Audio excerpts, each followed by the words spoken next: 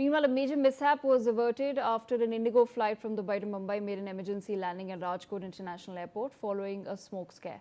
Flight IG 01452 carrying 194 passengers and crew members was diverted after smoke was detected in the aircraft's cargo hold. The pilot alerted air traffic control and sought permission for an emergency landing as a precautionary measure. As soon as the information reached Rajkot Airport, authorities declared a full emergency and swung into action.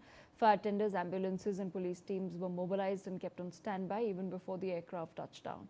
The plane landed safely at the Rajkot airport and all 194 passengers were evacuated without any injuries. The airline's technical team has since reached the spot to examine the aircraft and ascertain the cause of the smoke.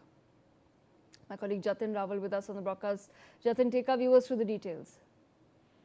जी देखिए, बिल्कुल आपको बता दूं कि जो Indigo की जो flight थी जो कि दुबई से मुंबई आ रही थी, उसी वक्त जो इंडिगो की जो फ्लाइट थी उसमें जो कार्गो था, कार्गो में से स्मोक जो है वो आ रहा था और जो पायलट था उसने मेडे का कॉल जो है उसने जाहिर कर दिया था। राजकोट इंटरनेशनल एयरपोर्ट पर इसकी जो है वो इस फ्लाइट की इमरजेंसी लैंडिंग जो है वो कराई गई।